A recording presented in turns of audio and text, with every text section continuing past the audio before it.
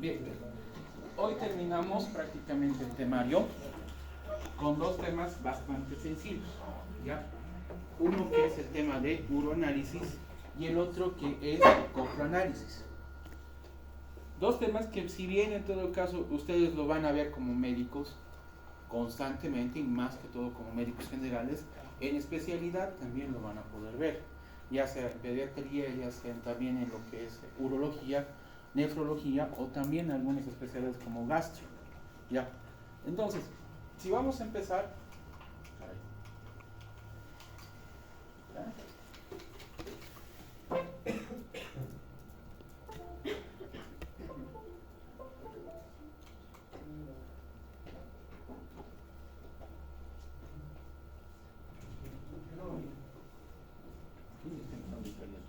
Doutor, tranca a porta. Posso olhar bem lá dentro. ¿Qué están haciendo? Não sei, brincando. Ya. ¿Qué es lo que nosotros vamos a analizar en la orina? Habíamos indicado a principios de clases que este estudio, que es el uroanálisis, es uno de los más antiguos que existe. Ya se practicaba en la cultura egipcia, también ya se practicaba en otras culturas aquí en el occidente, ¿ya? Pero así, siendo un poco más específicos, ¿qué es lo que nos puede mostrar la orina como muestra?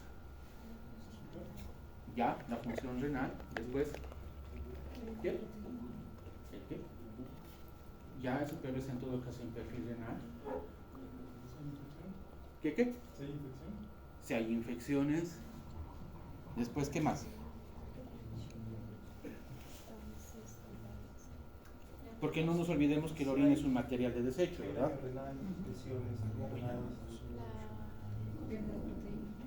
Pérdida de proteínas, si hay lesiones a través de lo que es el tracto urinario, si hay infecciones como tal, si hay presencia de algunos elementos que cotidianamente y que en todo caso son eliminados por la orina, pueden estar presentes dentro de esto. Principalmente vamos a evaluar el sistema renal.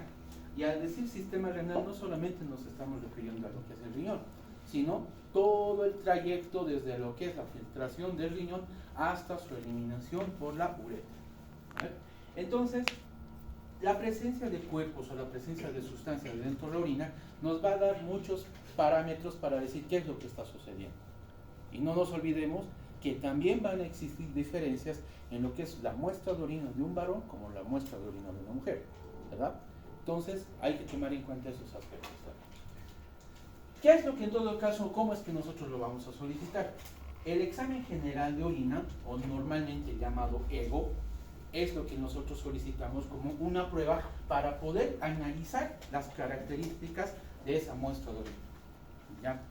En tal sentido, si vamos a tomar en cuenta y vamos a poder medir y vamos a poder analizar las características físicas de la orina, ahí estamos hablando de un carácter netamente cualitativo. Es decir, que dentro de lo que son los aspectos físicos de la orina, ¿qué es lo que vamos a evaluar? Ya, la densidad, color, el color, turgencia, olor, el volumen y bueno, tal vez la cantidad o el volumen,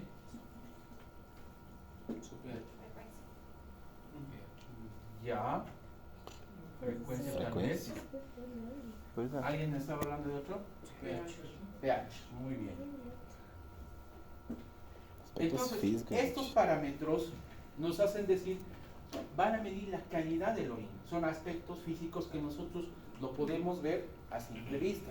En algunos casos, por ejemplo, el color, el olor, la turgencia, el volumen, esto en todo caso lo preguntamos al paciente. Entonces son aspectos que los podemos determinar a simple vista, ¿no? ¿Eso qué es lo que nos va a decir? Vamos a hacer una evaluación visual de lo que es la muestra de orina, viendo todos estos parámetros o todos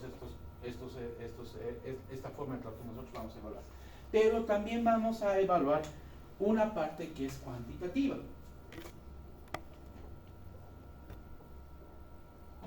En esta parte, ¿qué es lo que vamos a evaluar? Bueno, eso es aparte. Otro, cuantitativa. ¿Qué es lo que podemos medir ahí? O que en todo caso podemos... Ya, la creatinina puede ser. Ya. Proteína. Proteínas. Después, Lípidos. ya, la presencia de lípidos, Los leucocitos. leucocitos, Azúcar. Proteína. que en todo caso tendría que ser anormal, ¿no ve? Después, ¿qué más? Cilindros, Electrolitos de uno. Si es que hay pérdida. eso, cristales.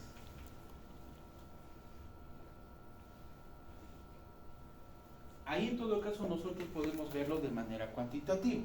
Entonces, si vamos a analizar estos dos parámetros, el examen general de orina, ¿qué tipo de examen es? Cual y cuantitativo, ¿no ves? Porque no solamente vamos a evaluar aspectos que te van a determinar la presencia o ausencia, sino también vamos a poder cuantificar algunos otros aspectos que van a estar presentes dentro de la orina, ¿no ves? Entonces, ahí nosotros podemos evaluar componentes como el pH, la densidad, la presencia de sustancias como proteínas o glucosa, ¿no?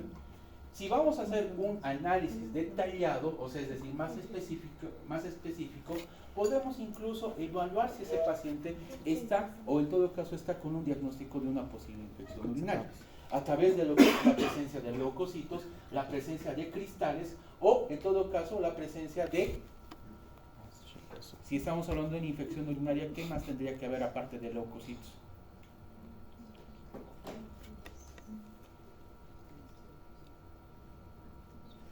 En una infección urinaria, supuestamente, aparte de leucocitos, ¿qué más tendríamos que encontrar? Microorganismos. Piocitos o también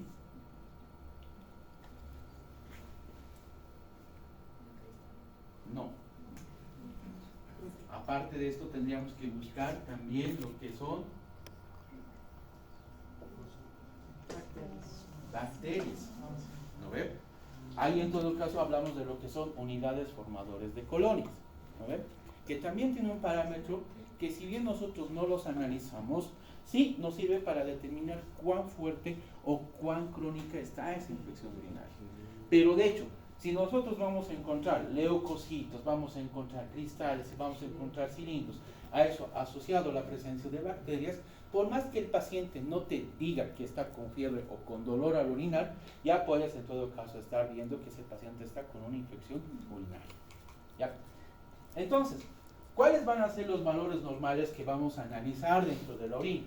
Si vamos a irnos a la parte cuantitativa, la densidad tiene que estar entre 1005 a 1030. Esto en todo caso nos va a permitir evaluar si el paciente está hidratado o está deshidratado. A mayor densidad en la orina, significa que el paciente está deshidratado. A menor densidad, el paciente está sobrehidratado también, ¿eh? Esto también nos permite evaluar conjuntamente con el perfil hidroelectrolítico si este paciente está con una sobrehidratación o si en todo caso nosotros estamos dando mayor cantidad de agua de la que el paciente necesita. El pH, que tiene que ser de 4,5 a 8, es un parámetro que es bastante fundamental cuando estamos hablando de infecciones urinarias, ¿ya? ¿Por qué? Porque este pH, así como ustedes lo están viendo, ¿cuál sería la característica? ¿Sería ácida o alcalina? Si va a ser más que todo a 4,5, ¿qué sería? Ácida, ¿no ven? Entonces funciona como un mecanismo de defensa para posibles bacterias oportunistas que vayan a encontrarse en el tracto urinario. Es decir, que este pH funciona como una barrera protectora a ese nivel. Si nosotros vamos a estar encontrando un paciente con un pH arriba de 8, significa que ese medio, que es en todo caso el medio urinario, se está alcalinizando. Y eso en todo caso es propenso para que no solamente estemos hablando de una infección del tracto urinario, sino que como estos avanzan hacia arriba, incluso puede estar llegando a lo que es el riñón y ya no nos estemos encontrando con una uretritis con una infección del tracto urinario inferior superior, sino que ya estemos hablando de una pielonefritis, que ahí en todo caso es el riñón el que se compromete y que puede ser bastante complicado salir de ese cuadro, ¿ya? La presencia de proteínas, que si bien está bien presentar dentro de lo que es la orina, el valor normal tiene que ser por debajo de 150 miligramos día. Es decir, que nosotros como personas normales tenemos que eliminar entre 150 miligramos o por debajo de esto en 24 horas. Si esto se llega a incrementar por arriba de 150, significa que ese paciente está con un problema de orden renal, que es decir, que ese riñón no está filtrando de manera correcta y que en todo caso posiblemente se esté desarrollando algún problema para poder retener proteínas. La glucosa, como hemos dicho, es negativa, pero si en todo caso llega a presentarse dentro de la orina, ¿cuál sería el probable diagnóstico? Una posible diabetes, ¿no? Entonces ahí no solamente vamos a hablar de la presencia de glucosa dentro de lo que es el análisis de sangre, sino también vamos a tener algunos cambios dentro de lo que son las características físicas de la orina. Como por ejemplo, ¿cuál característica física creen que se puede alterar? La densidad, el color. ¿Qué color sería si fuera con glucosa? Dulce. No, color. No Olor sabor. dulce. Olor dulce. El olor también es ¿qué? Puede ver espuma, presencia de espuma. ¿Qué más? El olor puede ser.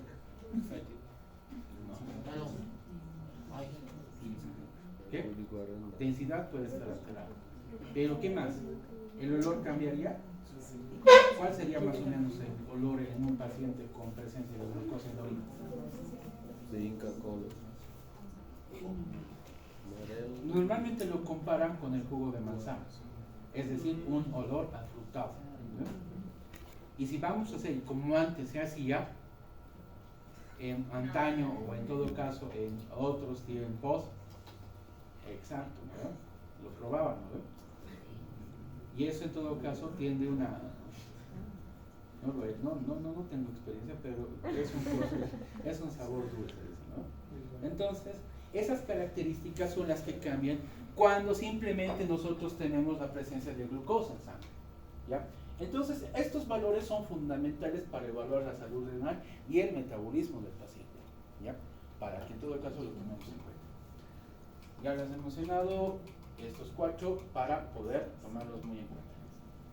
Ahora, si vamos a hacer nuevamente, ahora vamos a entrar en la parte cualitativa. Ahí en todo caso vamos a poder identificar muestras como por ejemplo glucosa, proteínas, los cuerpos cetónicos en pacientes con diabetes o daño renal o cetoacidosis respectivamente, que va a ser complicaciones de otro tipo de patologías, principalmente en lo que es la diabetes, que va a ser una complicación directa el sistema renal. Si vamos a hacer la evaluación de infecciones, tenemos que tomar en cuenta la presencia de leucocitos, nitritos, que nos van a indicar netamente una infección del tracto urinario. A esto ya les he dicho que la presencia de bacterias también es primordial para poder determinar si ese paciente está o no está con una infección urinaria. Si yo en todo caso puedo contener o puedo encontrar dentro de lo que es el uroanálisis simplemente la presencia de lo que son los nitritos y los leucocitos, pero no tengo la presencia de bacterias, ¿será una infección urinaria? Ah, muy buena pregunta. Muy buena pregunta. Si no presenta, no es infección. Ahí en todo caso, si yo voy a tener, exacto, si yo voy a tener la presencia de lo que son nitritos y leucocitos, tendría que hacer una correlación clínica con el paciente. Y ahí va la pregunta. ¿Cuáles son los signos o síntomas de una infección urinaria? Oliguria, ya. Disuria, ya. Ya, olor fétido en la orina. Después, disuria. ¿Qué más? Tenesmo, ya. tenemos vesical. ¿Qué más? ¿Qué? Estrangulia. Dolor lumbar.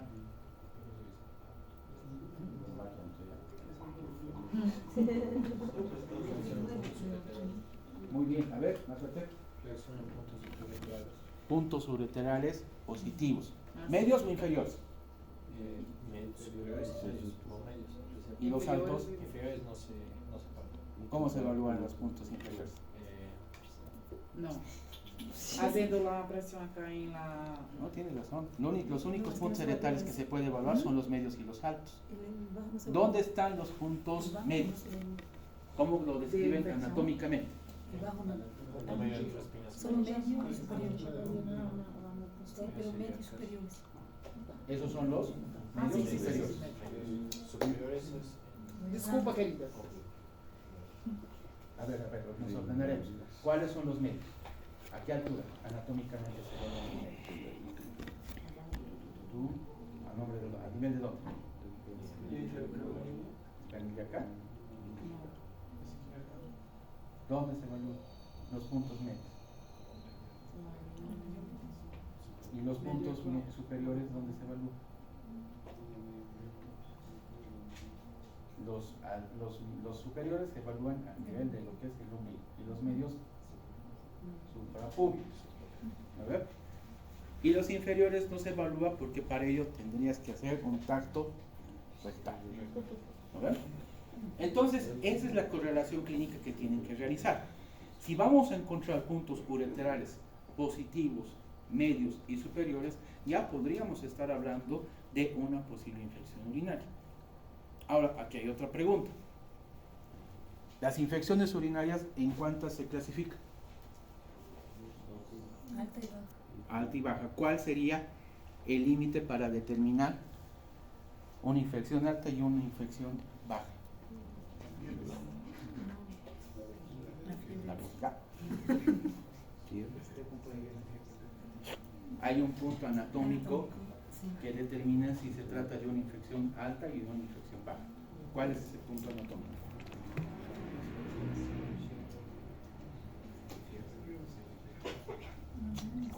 No, hay un punto anatómico para determinar si es baja o alta. ¿La uretra?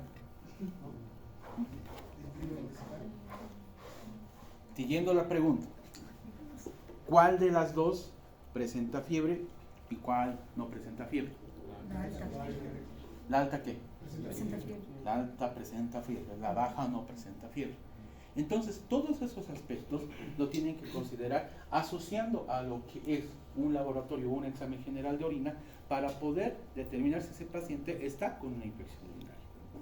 ¿Ya? Eso es lo que nosotros tenemos que realizar para poder realizar ese análisis. Ahora, si vamos a medir el volumen total, es parte de lo que es el equilibrio hidroelectrolítico, pero que también tenemos que evaluar en 24 horas, que nos va a ayudar a poder determinar la función renal y el estado de hidratación del paciente. Obviamente que esto, como hemos mencionado en lo que es el equilibrio hidroelectrolítico, si voy a hacer el ingreso de 2.500 ml de agua, tiene que salir 2.500 ml de agua, es decir, de orina. ¿Bien? Por otro lado, vamos a ver la concentración de sustancias específicas. Nuevamente estamos hablando de lo que es la presencia de glucosa, proteínas. Aquí hablamos de otra parte que son los electrolitos que se pueden presentar al momento de evaluar las concentraciones, lo cual nos va a identificar enfermedades de tipo renal o diabetes o otros desórdenes metabólicos. Si vamos a hacer un estudio físico de la orina, vamos a hablar de todos estos aspectos. O el color, la claridad, el olor, que pueden en todo caso reflejar estados de hidratación, infecciones o trastornos metabólicos.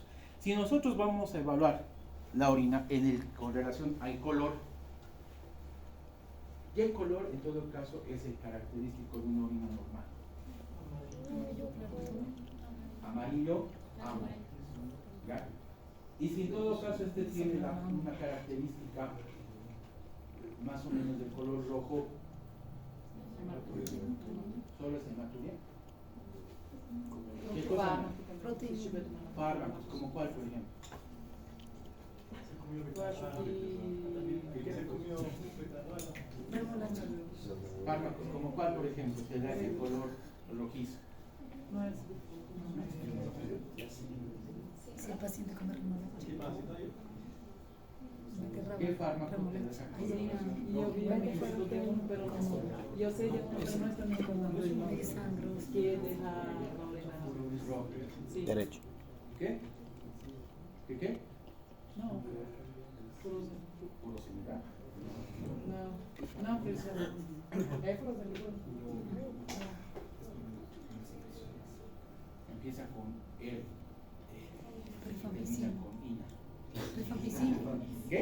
Rifampicina. Rifampicina, que es el color rojizo. Pero también podemos hablar de aspectos de consumo de algunos alimentos, como por ejemplo, ¿cuál? La beterraba, el betabel. La remolacha. ¿Qué otras? Remolacha es lo mismo que beterraba. Sí. Vela. Yo le dice una beterraba. ¿Qué es un beterraba? ¿Usted cómo? Beterraba. Remolacha. Zanahoria, zanahoria. Nunca me Por ejemplo, la zanahoria, como tiene alto contenido de beta-caroteno, tal vez eso como no se llega a eliminar por completo y hacen que en todo caso la orina también cambie de color a un color más o menos naranja, un poco más o menos tirado al rojo, ¿no? ¿Qué Entonces, hace eso? esos cambios son de tipo fisiológico, farmacológico y también patológico. No nos olvidemos que si vamos a encontrar una orina con un color más o menos rojizo, puede que en todo caso ese paciente esté con una posible hematuria. O en todo caso haya consumido beterraba. El olor. Ya habíamos hablado de que el olor, dentro de lo que es el análisis de orina, se dice que tiene un olor sui generis. Sui generis. Si vamos a hablar, aquí es claro. Sui generis.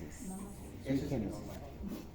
generis. Si vamos a hablar de un olor fétido, eso prácticamente es una orina que está con bacterias. Si va a tener un olor afrutado, es diabetes. Si va a tener un olor amoniacal, ya como que, qué sé yo, a huevo podrido,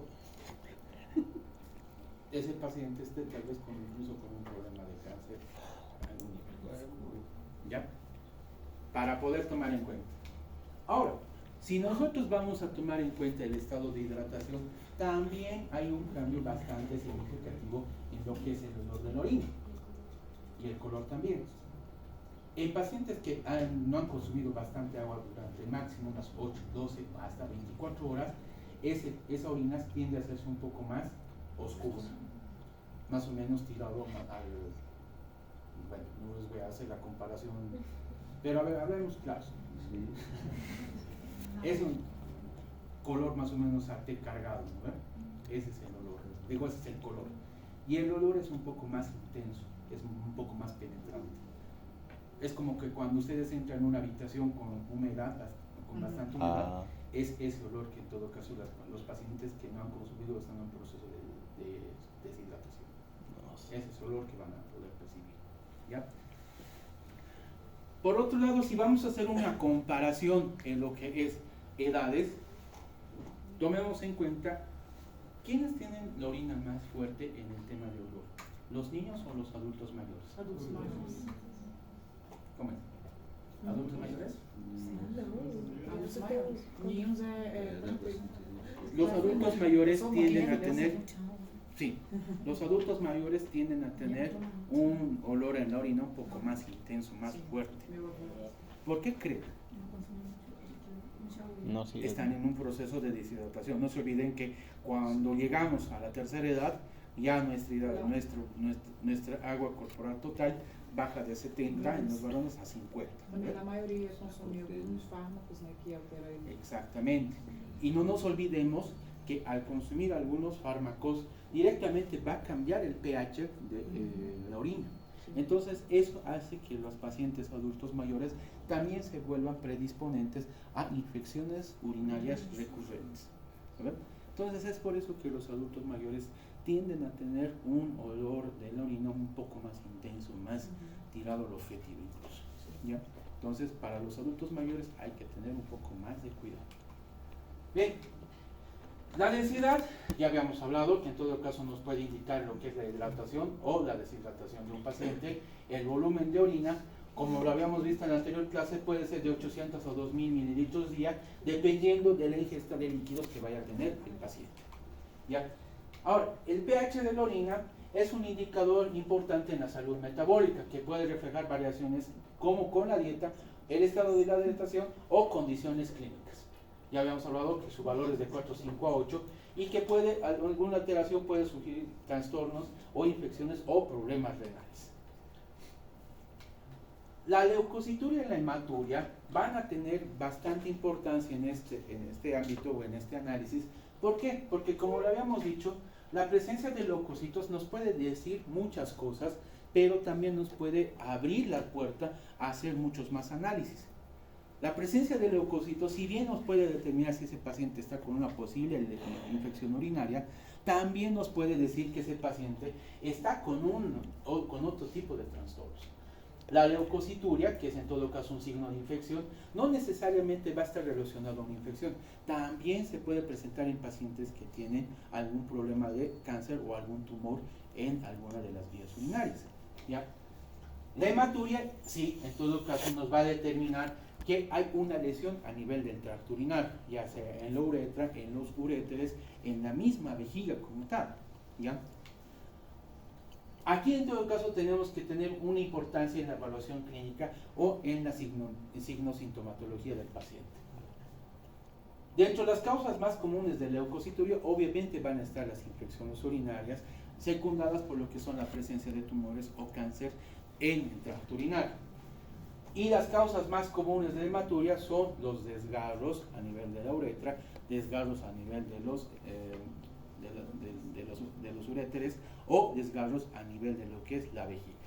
O en todo caso, en un posible cálculo renal que va a estar en tránsito desde el riñón, atravesando por todo el trayecto del conducto urinario, del tracto urinario, que va a ir desgarrando poco a poco, y eso va a hacer que en todo caso el paciente sufra hemorragias en este trayecto, ¿ya? La proteinuria, que en todo caso nos va a determinar si va a existir mayor a 150 miligramos dentro de lo que es la orina, directamente una condición asociada a lo que es una glomerulonefritis o una diabetes mellitus, secundada por una hipertensión, que en todo caso ya estamos hablando de un síndrome específico. ¿Cuál es ese síndrome? Nefrítico, ¿no? Que en todo caso ya ese paciente tendríamos que hacer muchos más análisis para poder determinar la causa subyacente. Es decir, que tendríamos que hacer muchos más análisis que no solamente van a estar relacionados con el riñón, sino que tendríamos que realizar una evaluación a nivel cardíaco, incluso tal vez a nivel hormonal. Si vamos a hacer una evaluación de lo que es la sedimentación urinaria o de los cristales, podemos en todo caso encontrar a través de lo que es una centrifugación de la orina la presencia de células, cilindros u otros componentes que pueden ser indicativos de patologías renales u urinarias. Si vamos a encontrar cristales en la orina, podemos estar seguros o podemos estar frente a un paciente con predisposición a la formación de cálculos renales. Que eso en todo caso, si vamos a asociarlo a un problema de una posible fosfaturia o una elevación dentro de lo que es el fósforo en sangre, podemos estar haciendo una asociación con la presencia de cristales o de cálculos renales en formación en riñón. El urocultivo, que va a ser en todo caso la recolección de la muestra y va a ser procesada para poder realizar un cultivo, simplemente nos va a servir para poder identificar al agente causal de la infección. Es decir, que para poder realizar este urocultivo tenemos que tener la certeza de que la muestra que estamos nosotros obteniendo de la orina tiene que estar lo más inocua y menos contaminada posible. Y ahí tenemos que tomar en cuenta el método bajo el cual nosotros vamos a obtener la muestra de orina, ¿ya? ¿cuál sería el mejor procedimiento para obtener una muestra de orina? El chorro medio, ¿lo ven? Ahora, si vamos a tomar en cuenta estos aspectos, para poder, y esto lo hemos hecho en la primera clase, en la segunda clase si no me equivoco, para poder tomar una muestra de orina, ¿cuáles son las recomendaciones que yo le tengo que dar al paciente? Primeramente vámonos con un paciente de sexo masculino. ¿Eh? Limpiar la zona, muy bien. Sin jabón, solamente con agua. Después, Expresar el primer rato de orina y después ¿qué qué? Ficción media. Ya, chorro medio. Pero Pero el antes, paciente no va a entender chorro medio. Va a hablar que En la mañana, ¿no? El primero del día. retraer el prepucio. ¿Lo ven? ¿Qué más? Que no choque el miembro en el ayuno. el vaso tienes que estar estéril. Que no choque. Que no haya contacto. Ya. Después, ¿qué más? Ayunos, 9 del día. Tiene que ser con una muestra con no menos de ¿cuánto tiempo de variación de la muestra? No menos. 2 horas. 2 horas. Porque a partir de las 2 horas ya esa muestra se llega a descomponer. ¿Qué más, Pedro? Algo que es muy importante. De, para hablar para el paciente o preguntar para el paciente. No, ahorita. En ayunas. ¿En ayunas? No necesita. Ahora vámonos con las del sexo femenino. ¿Cuáles son las recomendaciones para las personas, para los pacientes del sexo femenino? La higienización, Solo de con igual agua. manera, Solo con agua. solo con agua. Después, Expresar el primer rato. ya. Después, ¿qué más? Eh, Pacientes que están en su periodo menstrual pueden... no se puede. ¿Ya? No, ¿Y cuánto tiempo tiene que pasar después de haber terminado? Pelo menos 3 días. Ya, 3 días después, ¿qué más? Algo muy importante que se están olvidando. Exacto. No tener relaciones sexuales más por lo menos unas 24 horas 24 antes de horas la antes. prueba. ¿Ver? Entonces todos esos parámetros nosotros tenemos que tomarlo en cuenta para poder realizar, porque si no lo tomamos, tengan seguro que va a haber una alteración en alguno de estos análisis, principalmente en el urocultivo. ¿Por qué? Porque este es bastante sensible a la presencia de cualquier otro germen oportunista o que se vaya a colar, si es que el término vale, dentro de lo que es la muestra. Entonces, ahí tenemos que tener muy en cuenta la recolección de la muestra, el cultivo en el medio específico y la interpretación de los resultados. Entonces, vamos a tomar en cuenta la primera micción de la mañana, obteniendo la de chorro medio o en todo caso la orina media, desechando el primer chorro y obteniendo la segunda. ¿Ven? Luego, el cultivo, que en todo caso va a ser el adecuado, que eso se va a realizar en el laboratorio, y en la interpretación de resultados, más que todo para poder identificar la presencia de bacterias y también la posible resistencia a algunos antibióticos. Para eso, en todo caso, se hace el uso adecuado de 2 pruebas puntuales para poder realizar: el urocultivo y el antibiograma. Así es como se pide esta prueba para poder determinar no solamente e identificar la presencia de la bacteria, sino también a qué antibióticos es sensible esa bacteria. ¿Ya? Bien, ahora, ¿cuáles van a ser las interpretaciones? En este caso vamos a evaluar principalmente, esto ya me pasó. Aquí principalmente vamos a evaluar 3 factores, o vamos a tomar en cuenta 3 aspectos. 1, la función renal. 2, el estado metabólico del paciente. Y 3, alguna alteración dentro de lo que es el tracto urinario. Principalmente, si vamos a hablar de lo que son algunos aspectos en la función renal, principalmente la insuficiencia renal. Dentro de lo que son aspectos metabólicos, principalmente la diabetes mellitus. Y si vamos a hablar dentro de lo que es el factor infeccioso, principalmente lo que es infecciones urinarias de cualquier tipo, alta o baja, para poder ser más explícitos. ¿Ya? Ahora vamos a hablar de las pruebas de laboratorio para evaluar la función gastrointestinal. Aquí vamos a hablar de lo que es el análisis de la materia fecal, ¿no? Que en todo caso nos va a poder evaluar, nos va a ayudar a evaluar la digestión, absorción de nutrientes, así como detectar posibles infecciones de cualquier tipo, principalmente las parasitarias. que es en todo caso lo que más van a ver también, y principalmente en este medio donde no tenemos una seguridad bastante fuerte de lo que nuestros alimentos estén elaborados de manera correcta, bueno, estén cultivados de manera correcta, ¿ya? Entonces, también aquí vamos a poder ver posibles inflamaciones o trastornos gastrointestinales. La presencia de sangre en heces fecales es totalmente normal y para ello no se necesita un laboratorio, ¿ya?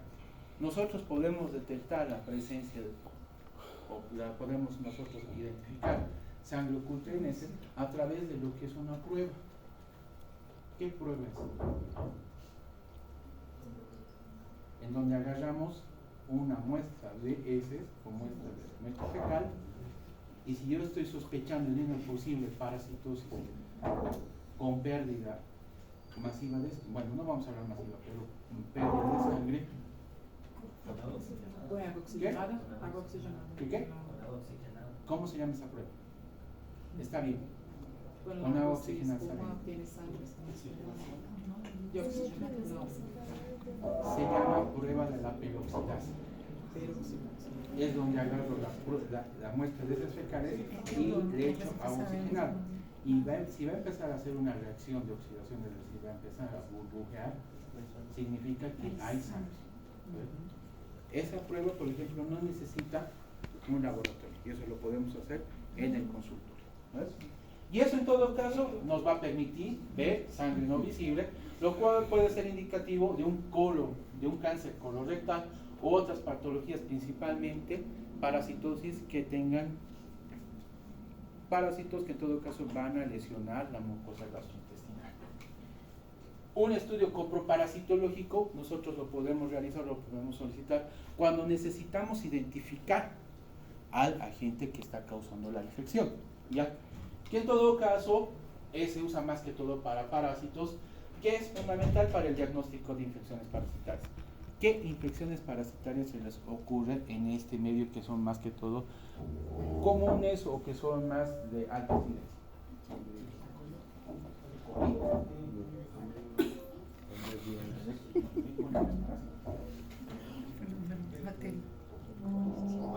Parásitos.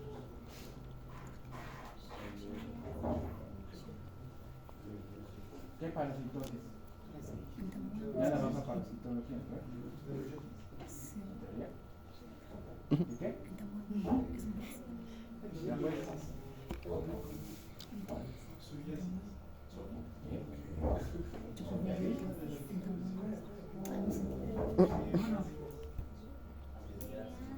Ameliasis, ascaris, después. Ya, después, ¿cuál más?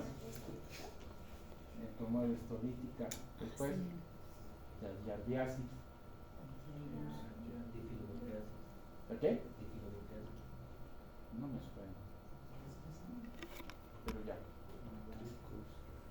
¿Cuál es más?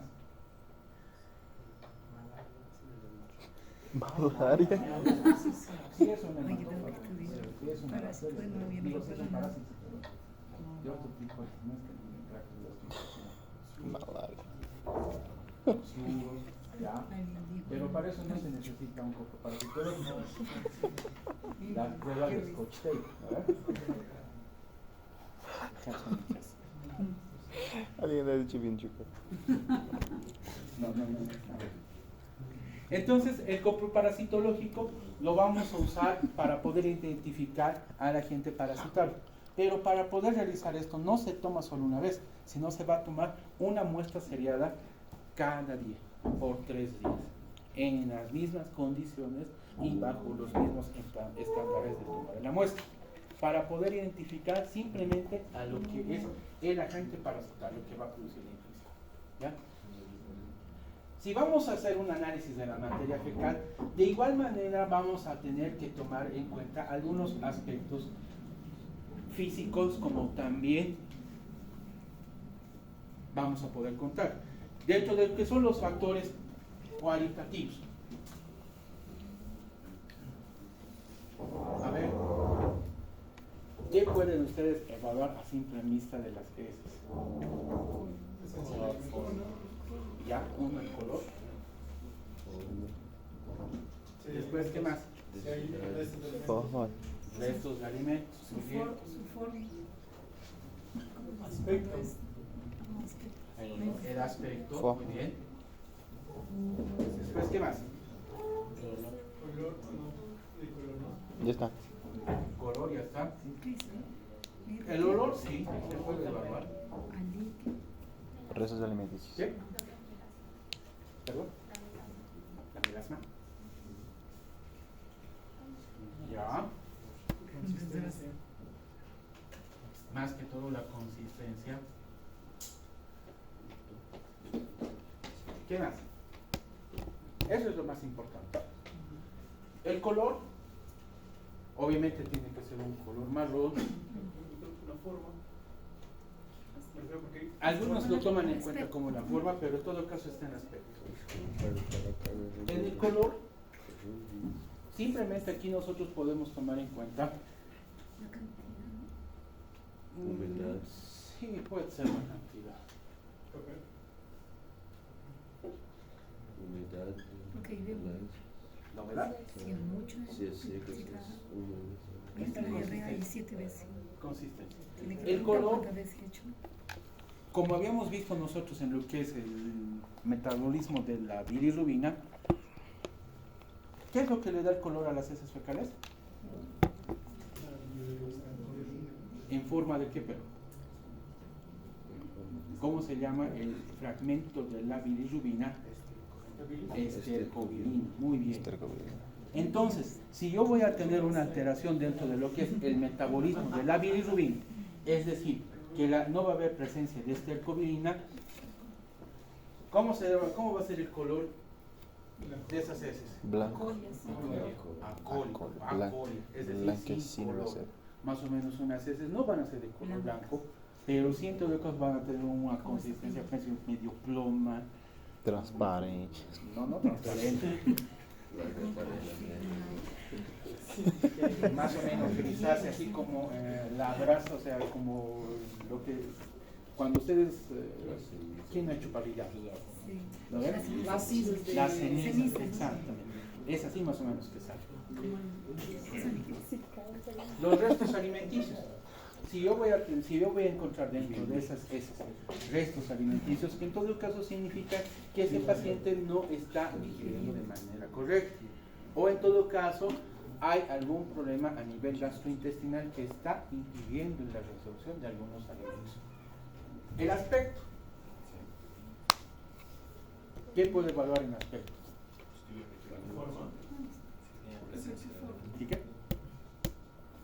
Si es pastoso, Si es medio pastoso, si es muy pastoso, si es más líquido, semisólido, sólido, muy sólido. sí. Que eso nos da parámetros importantes. diarrea, estreñimiento. O en todo caso el paciente es estreñido, que va a ser en todo caso, ya no se denomina como heces fecales, sino se va a denominar como coprolitos.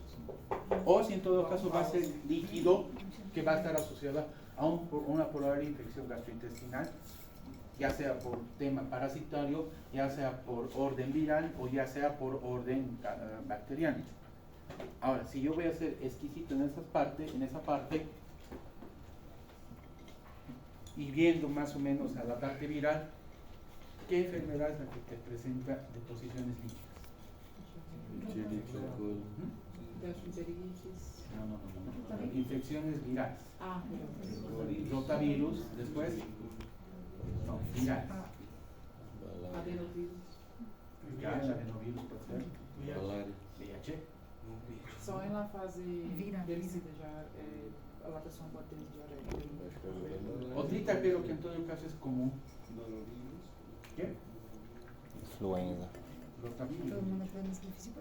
Ahora vámonos con la bacteriana. ¿Cuáles te presentan? ¿Cuáles te dan? La E. coli, después, Shigella, Salmonella. ¿Cuál más? Helicobacter. Ah, David. Parasitario ya hemos dicho un montón, ¿no? Entonces, esas son las que nos van a poder evaluar lo que es el aspecto. El olor. ¿Cuál será el olor de las heces? Se han preguntado. Le doy de No es fétido. No es fétido. Menos fétido. Hace momentos habíamos hablado de un olor característico en la orina. De maçã. Ah, não. Essa é conversar com... Normal. Es un olor más o menos amoniacal, es un olor más o menos E de balsa, doutor? que tiene un contenido alto en sulfuro, entonces es un olor más o menos, es amoniacal. Y eso tal vez incluso me he olvidado mencionarles en la parte de orina, eso también se presenta, ese olor característico amoniacal, cuando existe una fístula entre lo que es el colon y la vejiga. ¿Ya? Más que todo en desgarros, bueno, en algún desgarro que te va a provocar una fístula entre el recto y la vejiga. Entonces significa que va a haber presencia de heces fecales en la vejiga y eso te va a producir ese olor amoniacal. Entonces el olor en lo que son las heces fecales, lo normal es amoniacal.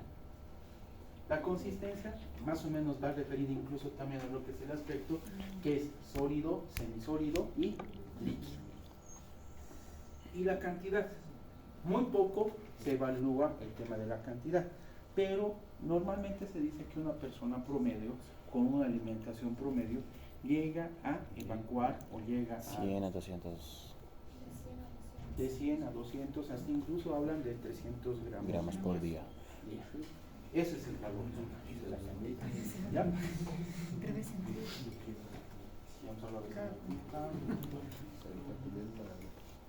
La presencia de grasa, la presencia de lípidos, nosotros normalmente no lo vamos a poder analizar. Murió.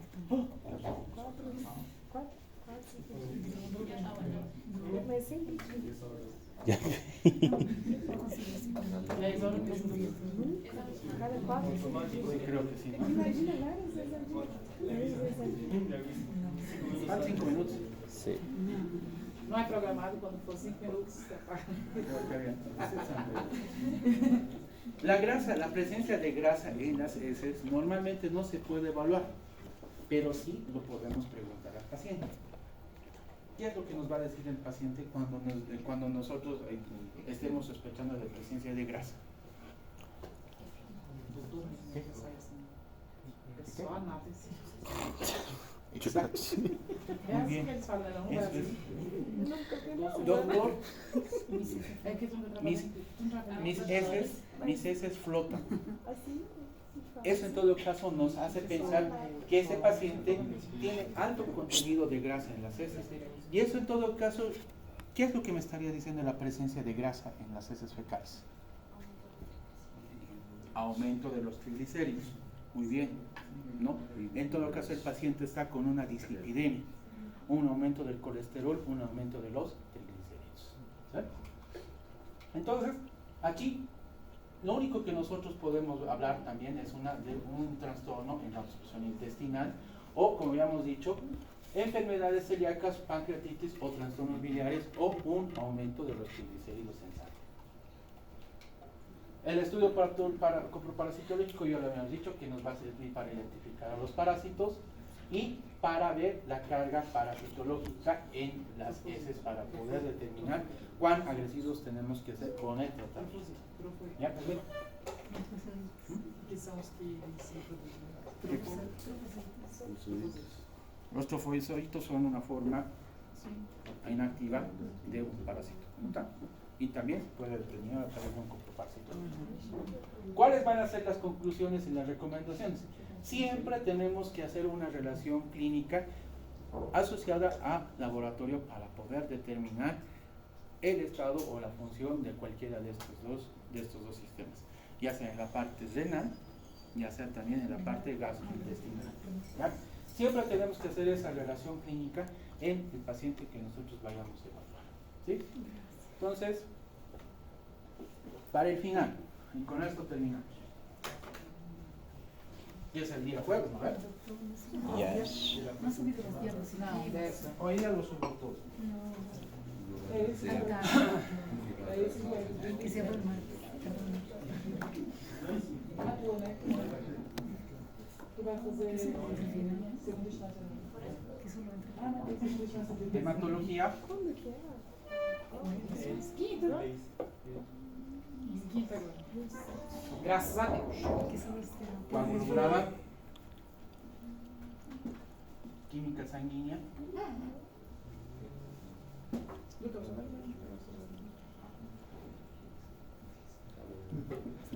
equilibrio hidro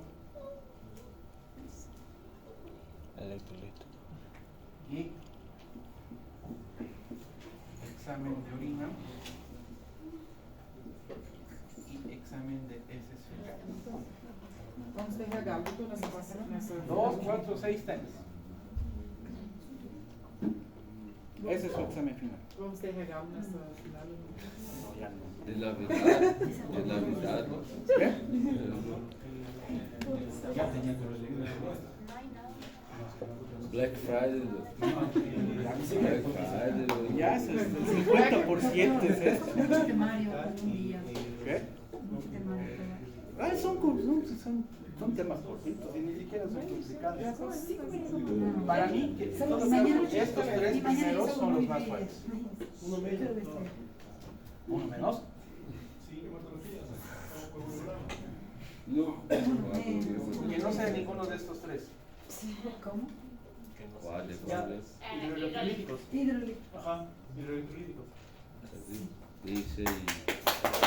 É o pai. Black Friday. Esse é o pai. Black Friday. Gracias, doctor. Isso não é o pai, isso é a mamãe. 15%. Que é melhor. 15% de desconto. Ya. Entonces, para el día jueves, estos temas. Gracias. ¿Sí? Y con eso termina todo el semestre. Y todo. En casa. Doutor, você passa outra